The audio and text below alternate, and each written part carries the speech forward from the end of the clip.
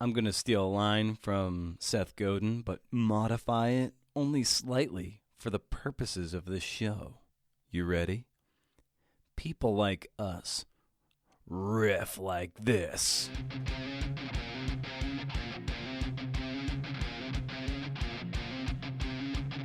Oh yes, that's right. Get ready. I'm starting the process of rebranding the show's look and packaging. So here's phase 1. Brace yourself. This is CNF, the show where I talk to badass stellar... Damn it. This is CNF, the show where I talk to badass tellers of true tales about the art and craft of creative nonfiction. How does that sound? It's not too bad. The title that will soon die is redundant, right? The Creative Nonfiction Podcast. It's redundant. Of course it's a podcast. You don't watch Game of Thrones TV show. You watch Game of Thrones. I've never seen or read the books, but whatevs. Plus, CNF will fit nicely onto a new logo instead of that lame-ass shit I have at the moment. Hey, this week's headliner is Anika Fajardo, author of Magical Realism for Non-Believers, a memoir of finding family. She can be found at anikafajardo.com and on Twitter and Instagram at Anika Writer. CNF is brought to you by Goucher College's Master of Fine Arts in Nonfiction.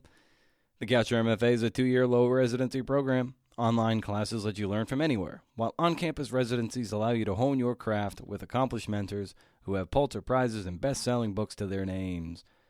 The program boasts a nationwide network of students, faculty, and alumni, which has published 140 books and counting. You'll get opportunities to meet literary agents and learn the ins and outs of the publishing journey.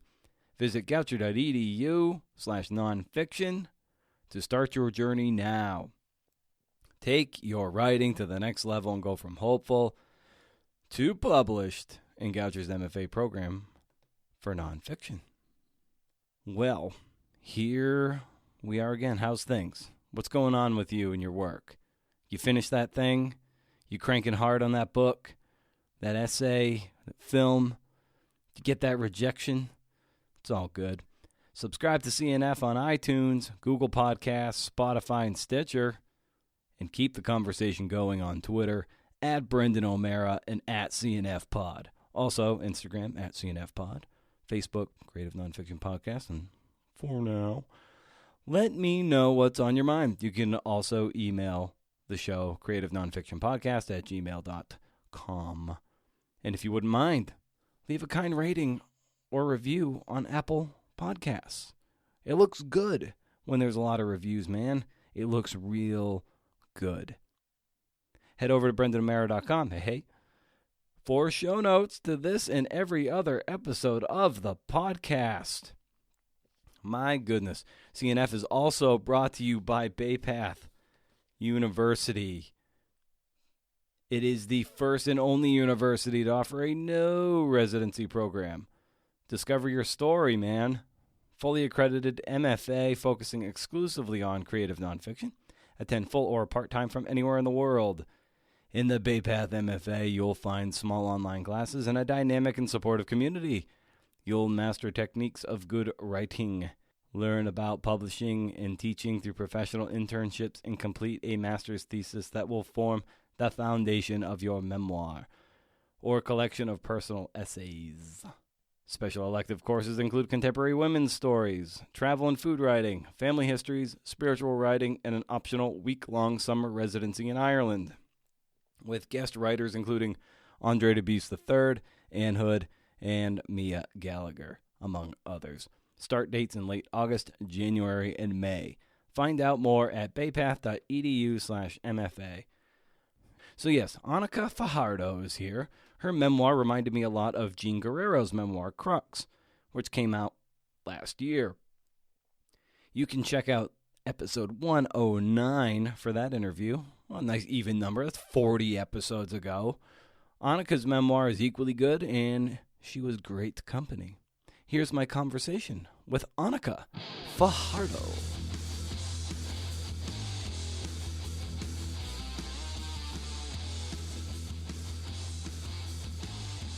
kid were you? What were you doing with your early childhood?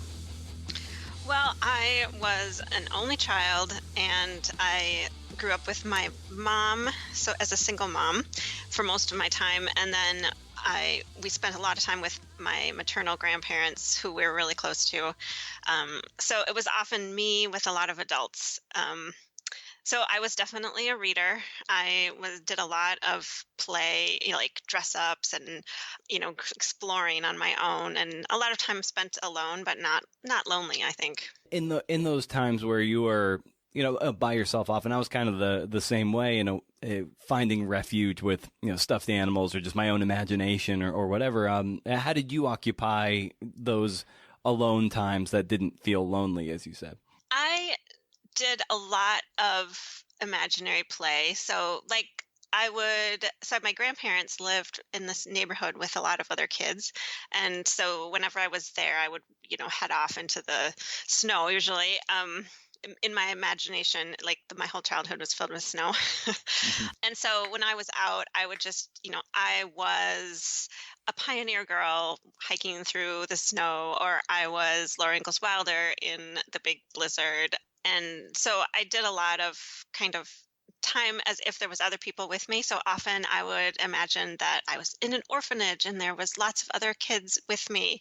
So I always had these not imaginary friends, the way my daughter had an imaginary friend that was a very real part of our family, but so not like that, but sort of people that would come and go and I would have stories about them.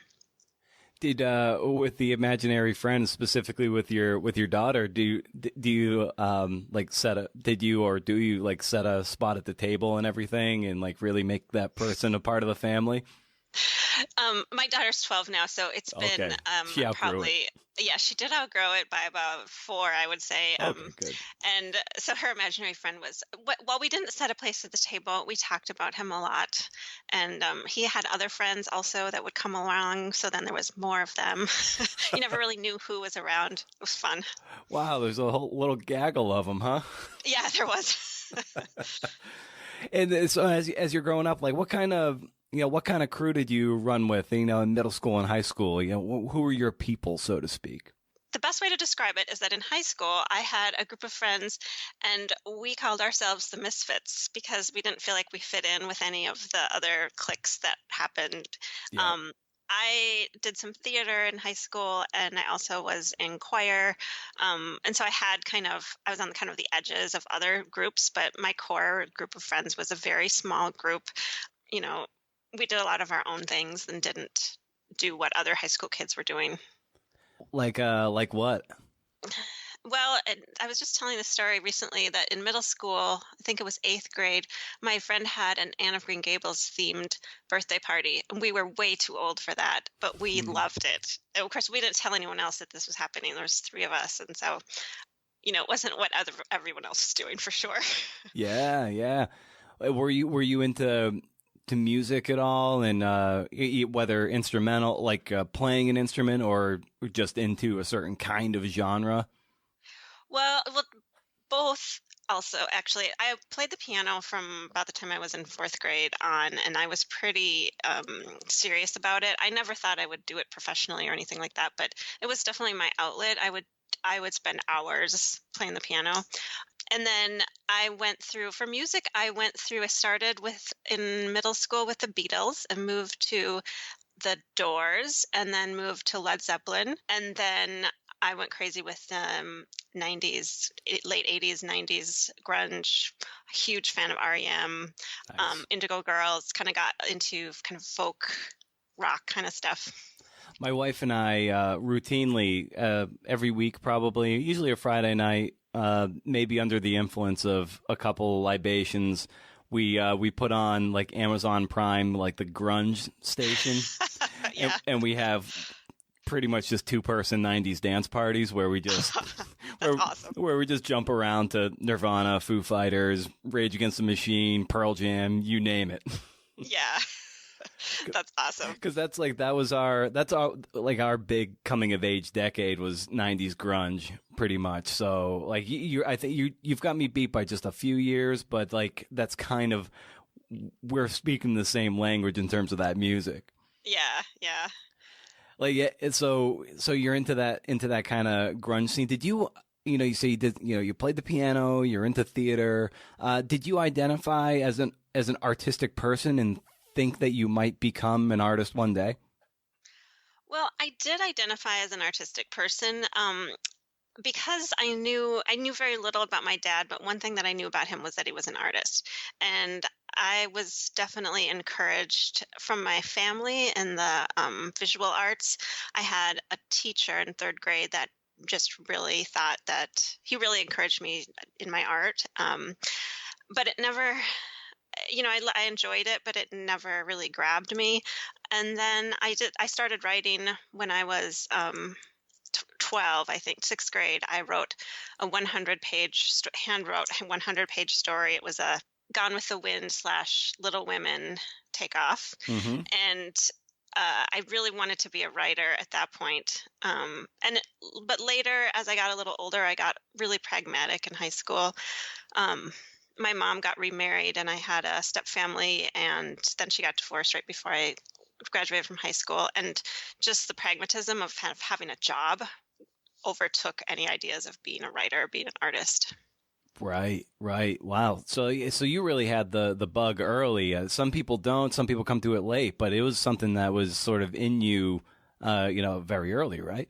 Oh, definitely, definitely. I started keeping a journal in fourth grade, and I've been keeping one ever since. How has your journaling practice evolved over the decades? People tell me, I can't believe you've been keeping a journal for this long. People have been telling me this for years, and I always tell them the secret is to not feel like you have to write in it. At least that's my secret. So I might go months without writing in it, and then I might write in it twice a day for a couple months.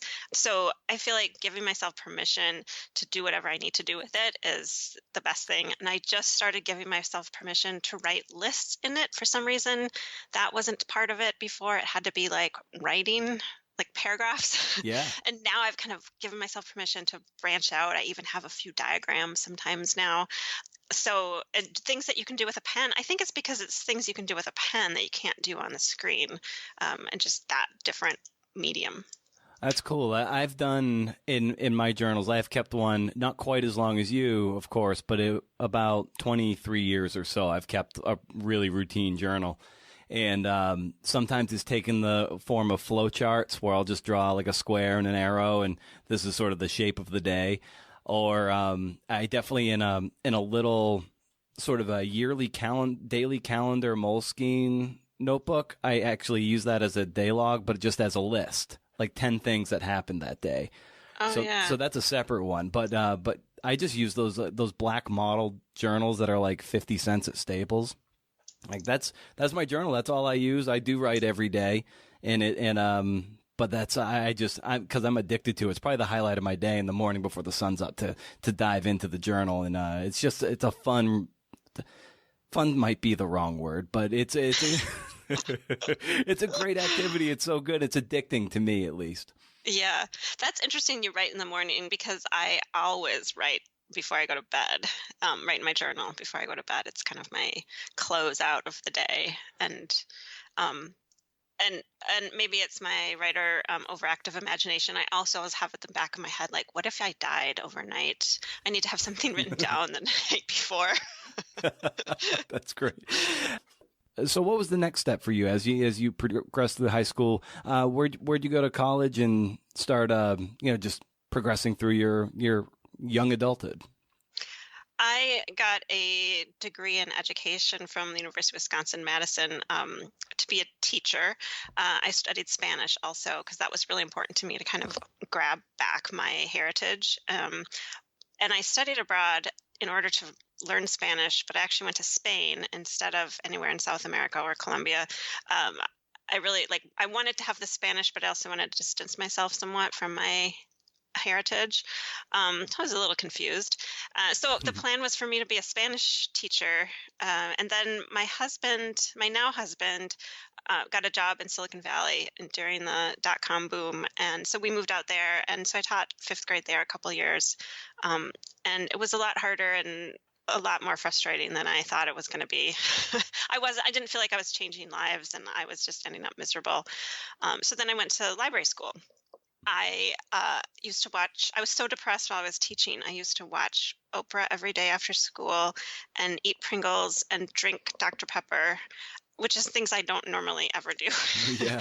It was the sign of my depression. Like other people were on drugs and I was on Pringles. Um, and so Oprah said to think about what you love and then make it your job. And I was like, well, the only thing I love in my life right now is reading. So if I don't have to take the GRE, I'll go to library school and get my graduate degree. So I did that kind of on a whim, really. And I loved library school, actually. I really ended up loving the computer side of it and web development. It was just the very beginning of sort of the average person starting to figure out how to do HTML, and online searching was just coming out. And it was so fascinating to me, kind of this organization of information just really sparked my interest. And then, so I ended up working as a librarian for many years. I worked at a college here in Minnesota. When you were writing, ever since you were in fourth grade, and then, of course, you just kind of kept up the habit. And what would you say you were particularly good at early on that allowed you to lean into it with a certain degree of rigor and not phase out and sort of grow out of that writing habit? So I actually didn't keep up a writing habit after high school. As I said, I really got into just pragmatism, doing things that would get me a job and have me make a living for myself.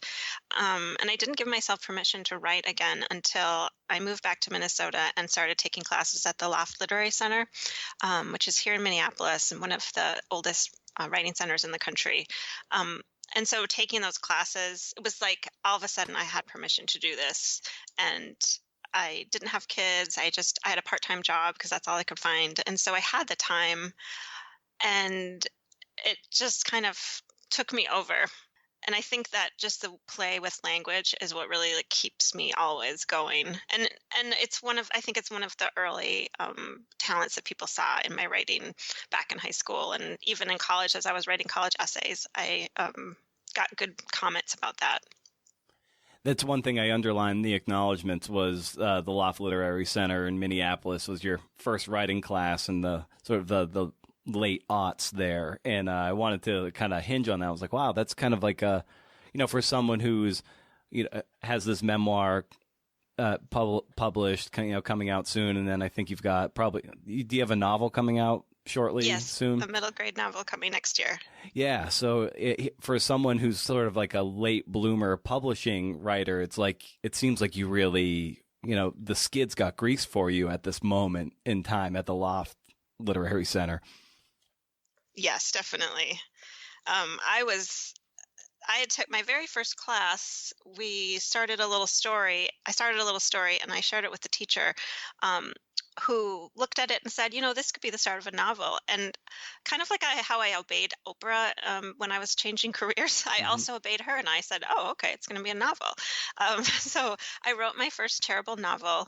Terrible, just terrible. I was reading a lot of chick lit. I was a book reviewer for Library Journal for a long time, and my area was chick lit. And so I wrote a chick lit novel, and that will hopefully always stay in a drawer and never see the light of day. But, I learned how to do it on the fly. I learned how to write a book, basically, how to structure it, how to go back and what it takes to kind of carry a character through a long piece, and how to have a narrative arc and how to put in detail. And even though I was doing it really badly, I was figuring out how to do it myself. That's amazing that even though, you said it was bad, maybe even objectively bad, it's still something you finish something. And so many people, like they don't see things through, because it is very hard to get through any piece of art. I don't care what it is, but writing is germane to our conversation. New beginnings are very shiny and they're very distracting. And so how did you, even though it was tough and rough and something that you ultimately want to keep in the drawer, like how did you see it through and power through and actually finish the thing? Well, The biggest thing I think, well, this very first class, I've taken a lot of really great classes after that, but this first one, just there was so many things about it that helped me. And the teacher had two things that I wrote down and kept in front of my computer. And one is begin again and write badly. And Hmm. those two pieces put together just kind of helped me just sit down and just start putting words on the screen again. And then I also found a quote that I put up that said, the difference between a published author and an unpublished author is the published author didn't stop submitting. Mm. And I know a lot of people who don't do enough submitting. They have lots of material and lots of work, but it doesn't see the light of day because they're not following through with the submission part of it. And that's the scary part, right? It's putting your words out in the world and waiting for somebody to reject you. Right. So, but if you don't submit it, it can't ever be published. So that also kept me going, I think. Yeah, that's to me the most exciting part. Is like once you've got something that is as far as you can take it and you start submitting it. I love that moment when you have attached the file to the email or dropped it into submittable and then you hit send. There's that moment when you send it, when you're done, and when it's in the ether and landing into that inbox over there, that it could be anything. They haven't said no yet. And there's like this charge of, I don't know, of optimism when you do in that moment, and it'll go away soon, but it's almost like it's kind of like a drug to me. I don't know, like how do you feel after you've submitted something? Yeah, that's a great way to describe it. Yeah, there's sort of this momentary, like, I did this thing and I put it out there, and also a giving up of control of it. So now I don't. It's not mine anymore. I don't have control over it. I can't change that comma one more time. It's out there, which is very freeing, I think. And I love looking at submittable and seeing all of the things in progress. Which right now I have like nothing in progress. That's terrible, but it is nice to just know that it's out there. And with the novel, my very first, my horrible novel, I did send it out to agents, and I did get a little bit of interest. I think the book itself was so poorly written that there was no hope for it. But I figured out how to write a query and how to pitch the book. And the most amazing thing to me as I was doing that was the idea that another human being was reading my words. And I think, I do teach creative nonfiction now, and I always tell people, that writing is about communicating. So that's why we have to send things out, and that's why we have to share them, and that's why we go and do open mics or whatever, because we need to share it. And if we're not sharing it, we're writing it in our journal, right? I mean, there needs to be a point where it goes out into the world and we communicate with a reader. Yeah, I liken that to in basketball. There are some people they're shooters shoot. Whoever it is, it's just they. If they're going 0 for 10, they're still shooting. Eventually they'll land a few baskets, and it's like you just got to keep.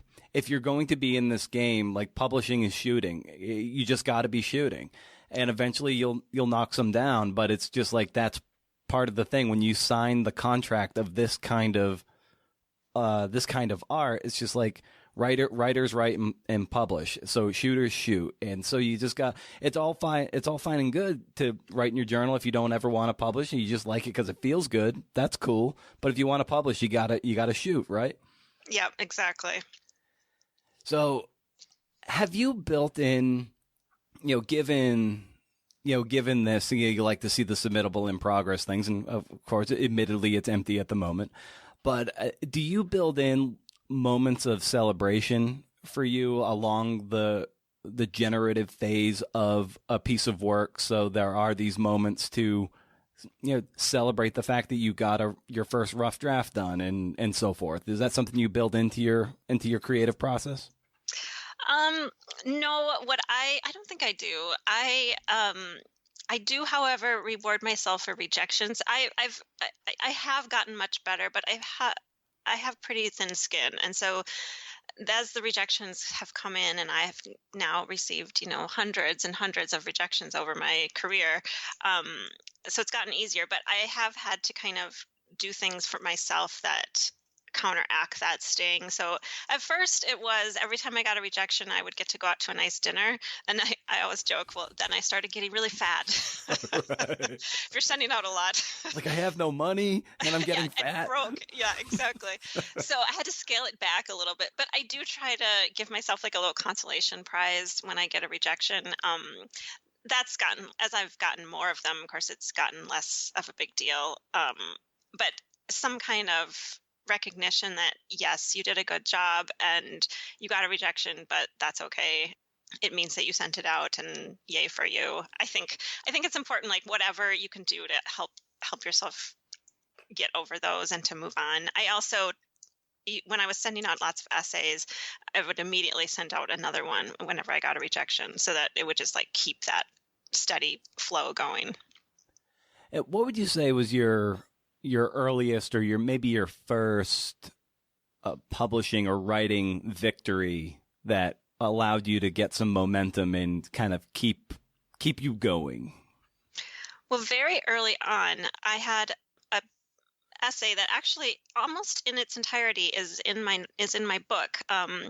It's a third person story about a little girl whose teacher tells her that families have a mom and a dad, and this girl has only a mom. And that story, submitted the old-fashioned way in an envelope. I got an envelope back, and I got second place in a competition for a very small journal here in Minnesota. And it was my second piece I ever had published, and I was ecstatic. I remember just literally jumping up and down in my living room, screaming, I got second place, I got second place. And there was no prize. They published it, but there was no prize. There was nothing. The next year, second place got a prize, but the year I did it, they didn't. And I almost feel like that moment, like I've never had a high, even now with two books. Like that was the most exciting high, was that very first time that I won second place in this little tiny contest. And it definitely kept me going, definitely. And in this line of work, sometimes it's hard to define what it means to have a hard work ethic, or what it means to have rigor and tenacity. So it's kind of a nebulous feeling. You kind of know it internally, but it's hard to define. So for you, like, how do you define what it means to have, hard work and rigor in your writing? How do you measure that so it feels like you're getting work done over time? That's a great question. Because I'm not a writer with a regimen. I work from home. I actually started working from home, doing freelance 2 years ago, and that was a really big step for me to say, okay, I am a writer, and if I'm going to be a writer, I need to make space in my life for this. And luckily, my husband has been very supportive, and I'm so lucky to have somebody else that is, gets the health insurance and helps with the bills, to allow me to do that. But that was a really big step for me to, I'm accountable every day for the time that I spend at home. And some of it is paid freelance work, but a lot of it is my own writing. And so keeping going and writing when I can, because I'm not super regimented, and I have a 12-year-old. And so I've been writing all this stuff as she's been growing up. And I've spent a lot of time being a mom. So grabbing time when I can.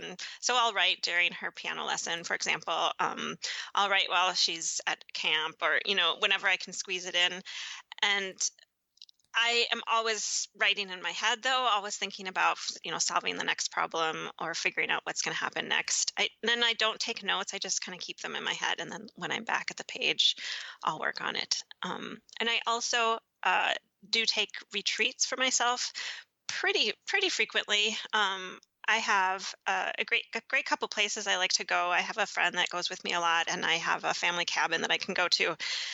And I pretty much work the whole entire time when I go away. And so I get a ton done when I do that. And that kind of jump starts me to start writing again at home too.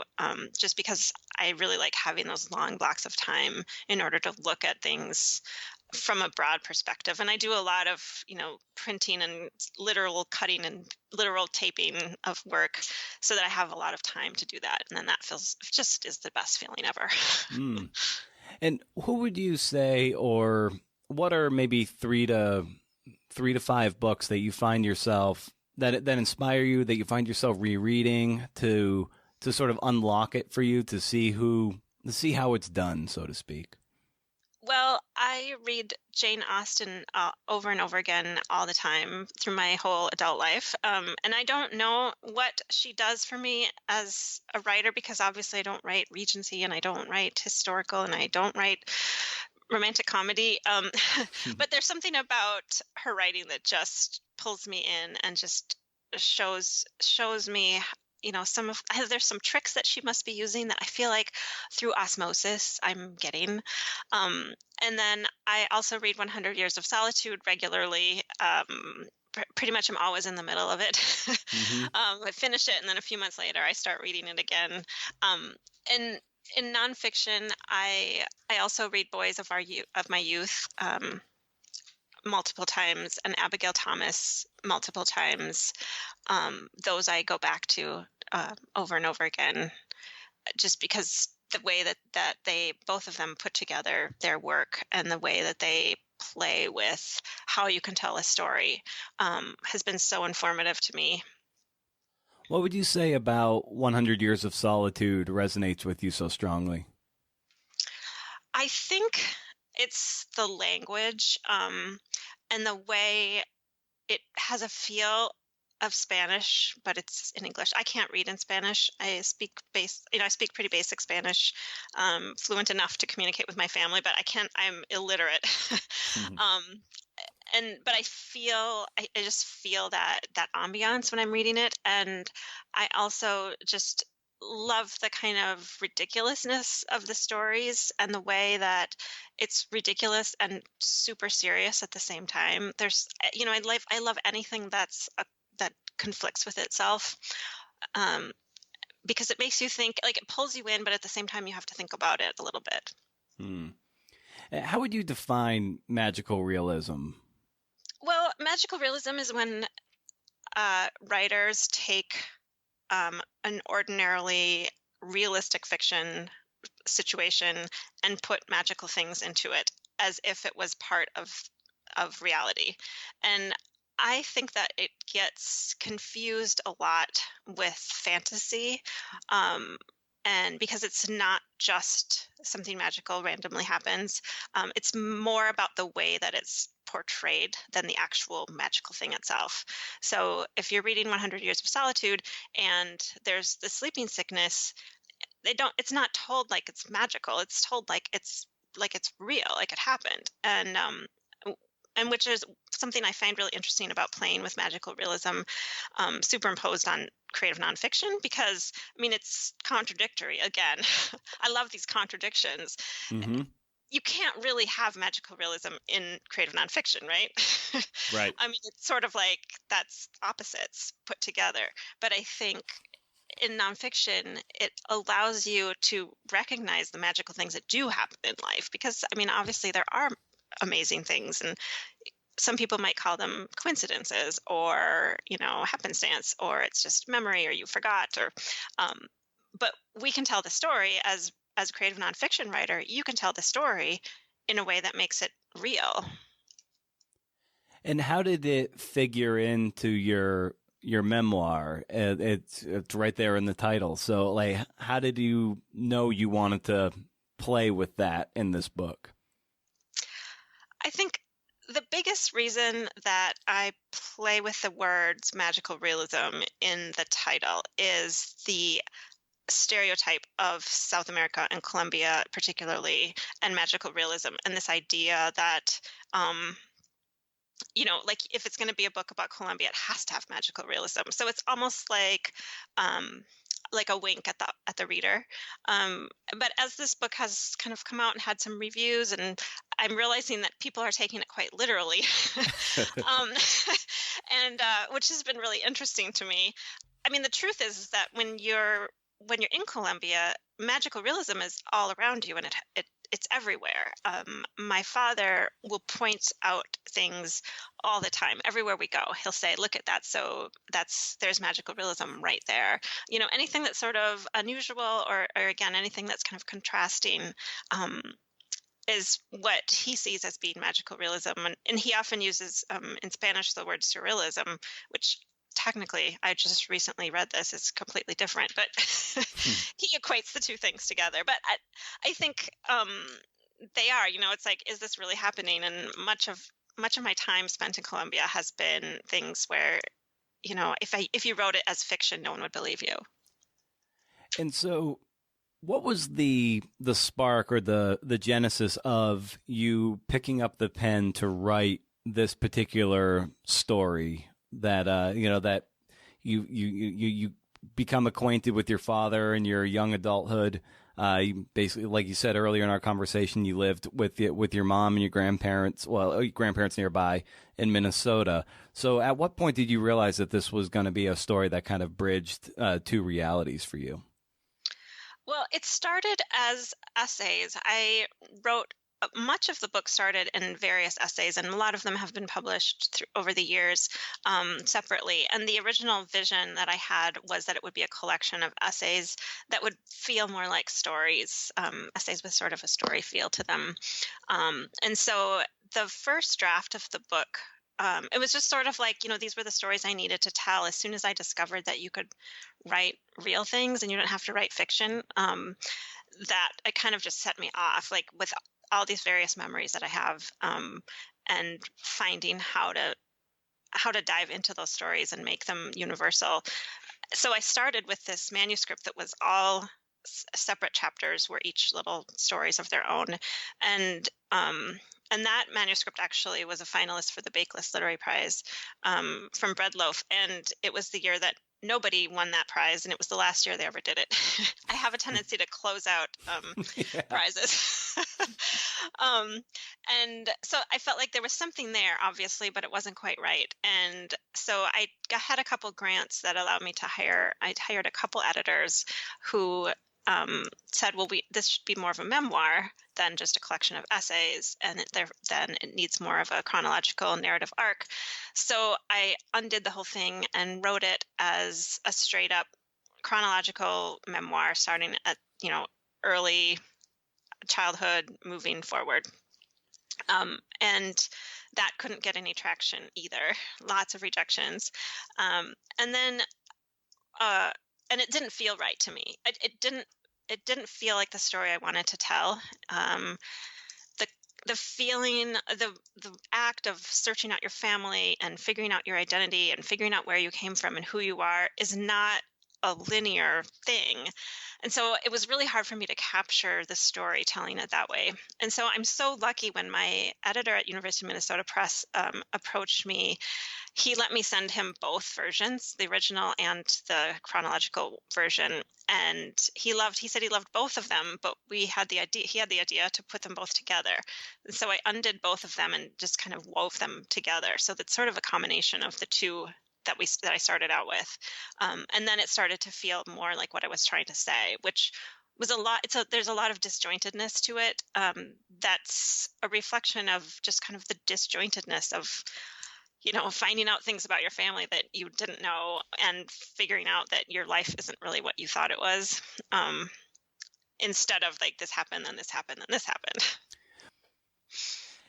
There's a part where you write that excuse me, where you say, I needed to know what kind of power this country, being Colombia, had that would make a man choose a place over a person. And in that phrase, did you, and in the course of, just growing up too, and, you're in your 40s now and not in your early 20s when met your dad pretty much for the first time in your conscious adulthood. Did you get a better understanding of what it would take to pull a person, have a person choose a country over a person? Yeah, and I think it's a combination of both Colombia itself and my father and who he is as a person and artist. He's a visual artist. He's a painter and a sculptor and a graphic designer and a photographer, and he's taught at the university for most of his career. He's taught various arts. And so the artistic sensibility and Colombia just really go together. And if when I first went to Colombia, I hadn't been really much outside of Minnesota. And so mountains and eucalyptus trees and jungle and all that kind of stuff was so well, surreal to me because I hadn't seen it. And I think if I had grown up in California where I later lived and then saw it, I think it would have been a little less shocking. But seeing that for the first time and then meeting him and seeing those two pieces together started to make it make sense. And I also, of course, realized why my parents couldn't be married because they're just very different. And so and I also learned that it wasn't it was less of a choosing on his part than sort of what happened, in terms of him, in terms of me growing up without him. But that feeling, I grew up with that feeling that he would rather be in Colombia than be with his daughter. And I mean, there's just no place like Colombia, I think, especially where he lives in the city, where he lives in the mountains, where life is very precarious and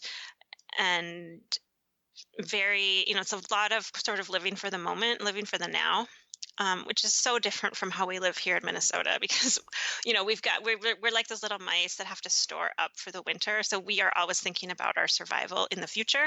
Right. And in Colombia, it's not like that, right? You can pull a mango off a tree and eat it. So it's such a different way of life and a different kind of way of thinking. And also the subtitle of your book, of course, is a memoir of finding family, and the pieces of the family come together throughout the course of the book. And there's even a moment too where you were like, I'm getting the wording wrong here, but you were like flush with family, and there was almost like too much family. Yeah.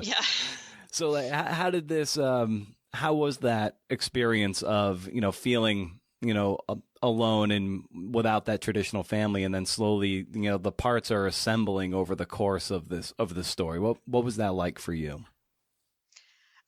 It was, I mean, there was a lot of melancholy to it, and obviously I refer to that a lot, this sort of feeling like, what if it had all happened earlier? What if I'd had this all along? And I think that's why that idea of what didn't happen and what if just really holds me. And I'm constantly thinking about that. And so there's a lot of kind of sadness about it, about how like now we're happy, but what if we could have been happy earlier? And I'm sure that's not unique to my family. There's a lot of people that once they reconcile or find people, you still have that idea of like what would have happened if these things would have happened in a different order. And then because my husband's mother died when he was in his 20s, and then and so that kind of also, there was kind of some guilt there because like my family was growing and his was getting smaller. Mm-hmm. And other people around me who had lost family either through death or through other just estrangement or something. It was strange for me to suddenly find like my family is getting bigger and yours is not. But ultimately I feel very grateful to have this amazing Colombian family. And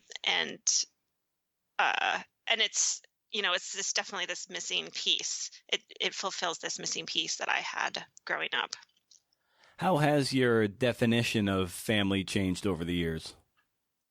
Well, I was, to me, I always felt like family were people that looked like each other. And while I don't like look super different from my maternal family, I did always, look a little bit different from them.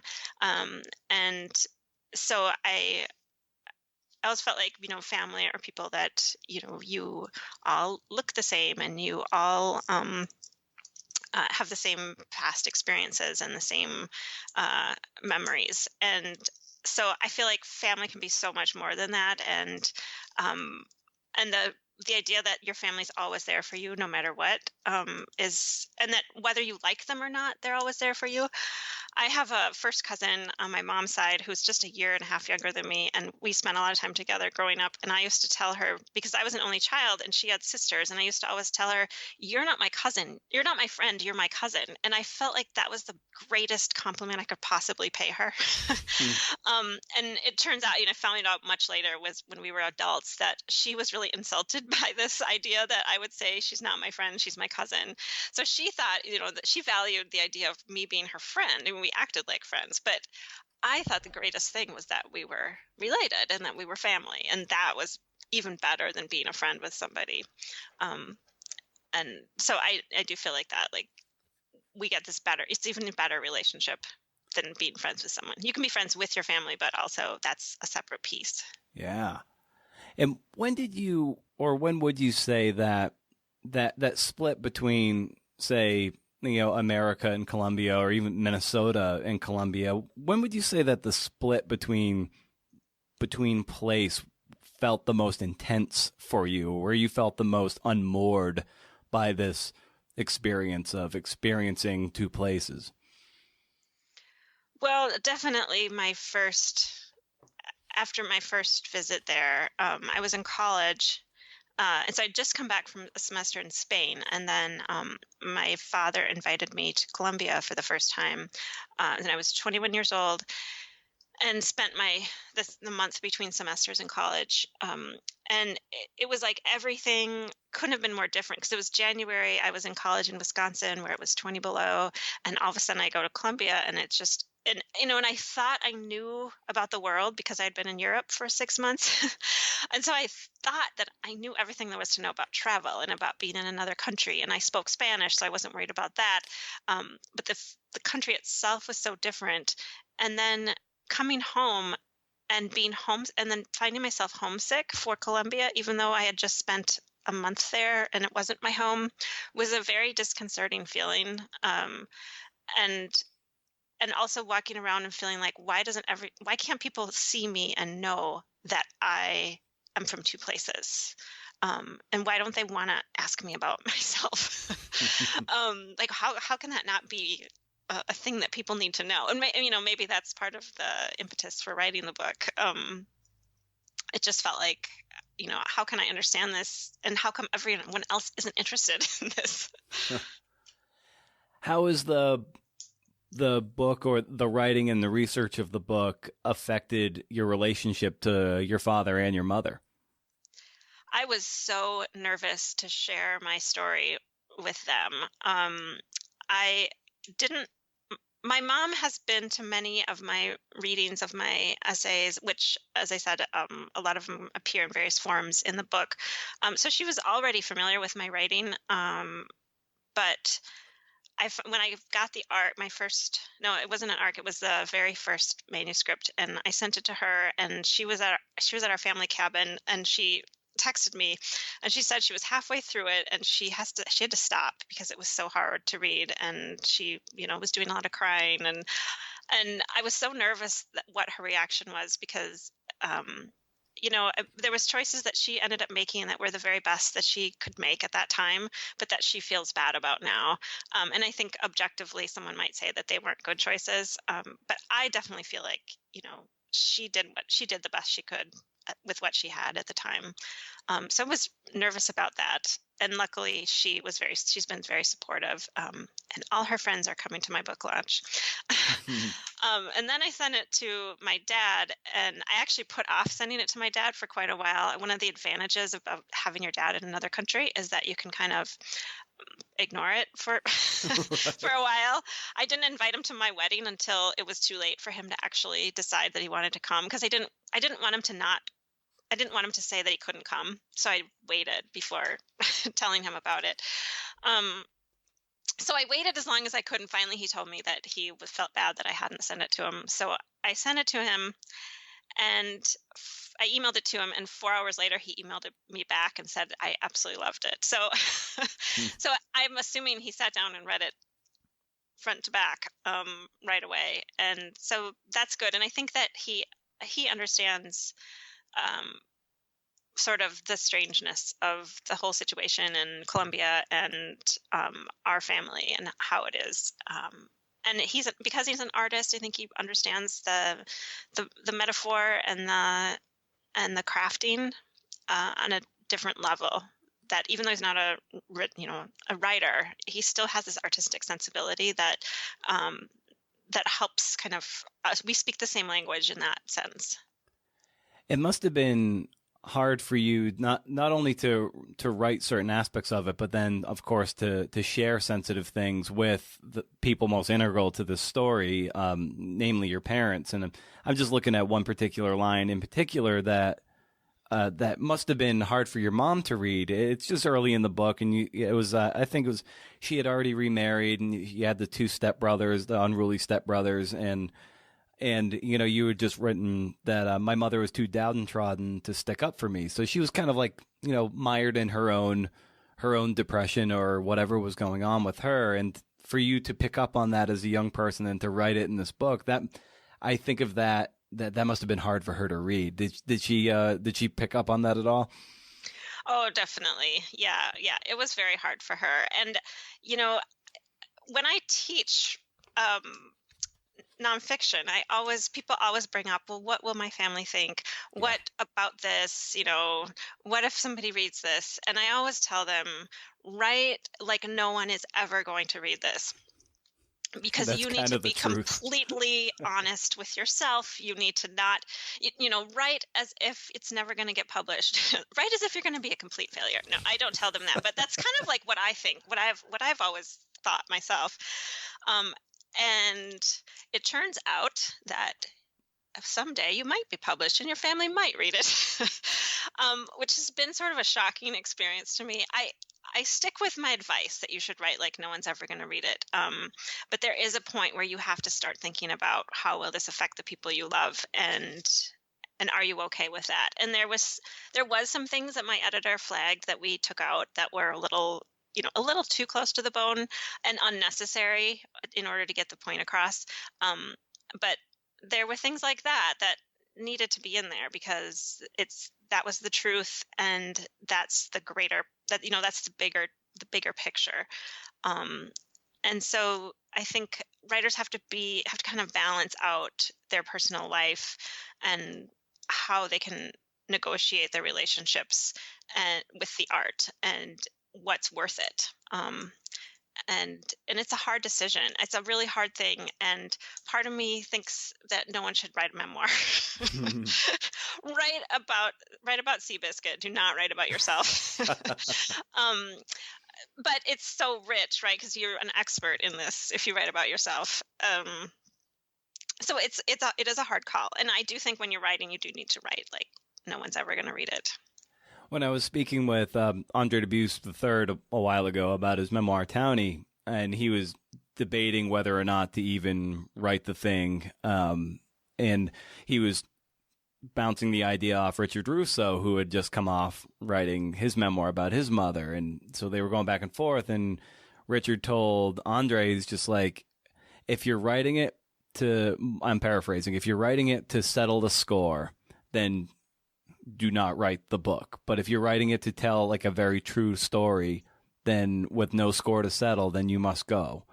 And I wonder, like early on, maybe some of those things that cut too close to the bone that you just mentioned, that maybe did early drafts sound too much like you had a score to settle? Yes, I think so.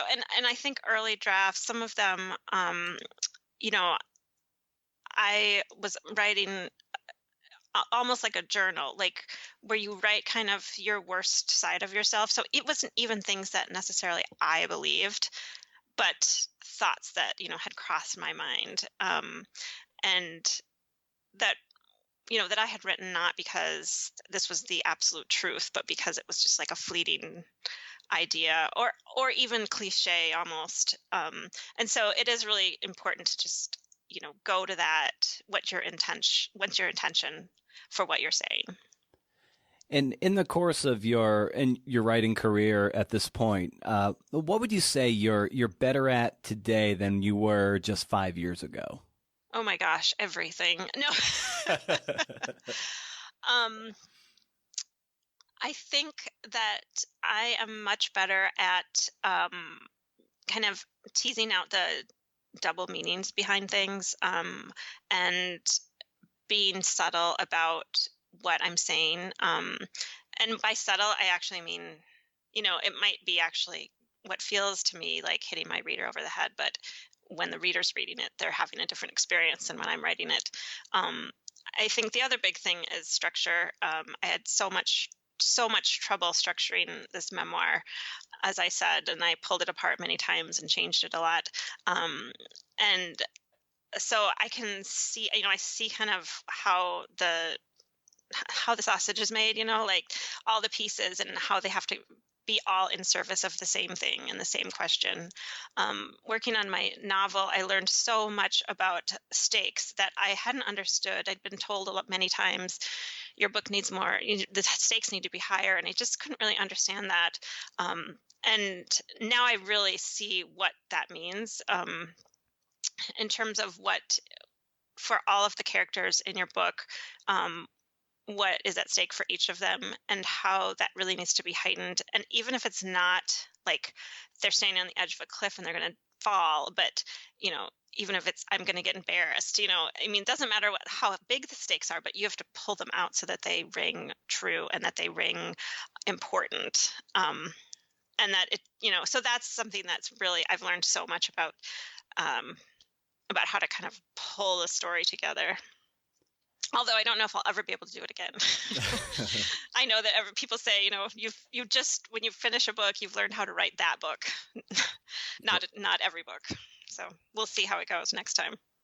And with the way the internet landscape and the social media landscape constantly bombards us with what feels like everybody else's gold medals while we're just like an also-ran in the race and so forth. I wonder how maybe you've cultivated a sense of patience with your own work, knowing that, things are going to shake out when they shake out, but in the face of being bombarded with what seems like everybody's successes. Oh, social media is so hard on writers.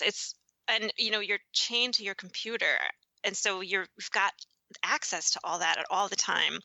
And so I definitely struggle with that. I had my daughter has my Facebook password, so I can only get into Facebook when she allows me to.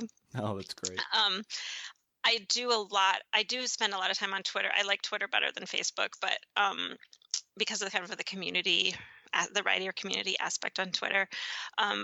But I really have to watch myself and how much time I spend on social media. And that's one of the reasons I like to go on retreats, like at my cabin, because I can turn off the Wi-Fi and just be with the written word. And, and in terms of being patient, I sent this memoir. I've really finished the memoir about 4 years ago, maybe.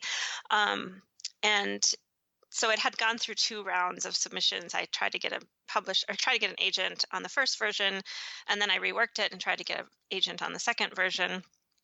And then I just spent a lot of time thinking, and I spent a lot of time kind of cultivating my literary community side. So I'm on the board of the Loft Literary Center now. I judge contests. Whenever people ask me if I can read something or if I can do something, I've been saying yes to everything and just being part of the community. And I think, that's ultimately how I found my editor, because I'm just part of the writing community now. And so, looking out for other people and going to readings and just being in it has really helped. And at that point, I really gave up on the memoir. I thought, okay, this isn't going to happen. I've published a lot of these essays separately, and that's all that it was meant to be, and that's going to be the end of it. And so I packed up everything, put it in a box under my bed, and decided to work on this novel, which uses a lot of the same emotional truths as the memoir. And then one day, the editor contacted me and asked if I had something, and I had this memoir. So I think being ready to, knowing when it's time to give up, and then really really putting it away when it's done and making peace with that was a huge step in this process for me. That's huge. That's such a fine, funky line between giving it time or just pulling up anchor and quitting on a project and just moving on. Like that's so hard. But it could also be like, when I spoke with Mary Heather Noble a bunch of episodes ago, like she said, like she believes in the power of the drawer, because just because something isn't publishable now doesn't mean it's not publishable in 5 or 10 years. It's a matter of timing. Exactly. And I think patience is so important in this business. I mean, not just because the business is slow and everything, you've got things insubmittable for a year before you will get that rejection. But also because the timing in our society and the timing in your life and what readers are reading, there's so many things that we don't have control over. And if we rush it, it's going to be the wrong time, and then we're going to end up feeling like we are a failure, but really it's just that nobody's reading whatever kind of genre this moment. Yeah. And so keeping, kind of keeping that distance between being patient and sending things out. It's a really hard line. And sort of piggybacking off of the social media thing and also the patience and the community aspect, how have you dealt with or avoid feelings of jealousy and competition among peers? I feel less competition, but definite jealousy for sure. And it's such an I feel like it's such an ugly emotion, and I really, really would rather not be feeling it, not just because it makes me feel bad, but it's so not productive. And I actually want to be happy for these people. So the best thing that I do is think about spend some time thinking and being in the other parts of my life, enjoying going for a walk, enjoying my family, and just kind of appreciating the things that don't have to do with writing and that don't have to do with, so and so got a 6-figure book deal, and and just appreciating what I do have, and that being a writer is definitely a huge part of who I am, but it's not everything. And that's so important to remember. Fantastic. And what would you say are maybe some other artistic media, other media in general that you use to help maybe inform your writing or just to inspire you in other ways? I do really like going to art museums. We have we have an art museum here that in the last maybe 10 years has made it's free to go to. And so it gives you this, you can take your laptop there and sit in the coffee shop, and then you can, go through one floor and just look at a few paintings and then go back. And you don't, you don't have to invest a whole day, which I really like, just kind of being in that space. I see a lot of theater, and that really helps, especially with like dialogue. And I mean, I would never write a play and I would never write a screenplay. That seems way too hard for me, but but I love the way that we can see how dialogue is working and how actors do it on the stage and how they inhabit those characters. And then I also really need some time in nature to really fill my bucket. And unfortunately, here in Minnesota, there's hard to be in nature in the winter. So I'm looking forward to spring. Yeah, geez. Well, Anika, this was wonderful to get to know you a little bit of your story and your approach to the work, so to speak, and of course the story behind your wonderful book. So I just want to thank you for coming on the show. And one last thing, where can people find you online? I'm at anikafajardo.com, which is hard to spell. And I'm also at Anika Writer, both on Twitter and on Instagram, and that's a little easier to spell, Anika Writer. Fantastic. Good times. Good times. Go give Anika a follow. Buy her book. Do the thing. Say hi. Let her know what you think. You can let me know what you think, too. If you're not already subscribed to CNF, be sure to do so. Keep the conversation going on social, at Brendan O'Mara and at CNF Pod on Twitter. Instagram's at CNF Pod. Facebook, Creative Nonfiction Podcast for now. Don't forget to leave a kind review in Apple Podcasts. I'd love to see that number grow. It's all part of the packaging, man. And share the show with a friend. You are the social network. Rage against the algorithm. Maybe consider pulling out your favorite quote from this. You can email me that, or you can post it to Twitter, and I'll jump in the fire with you, man. As we like to say here at CNF Pod HQ, if you can't do, until next week, interview. See ya.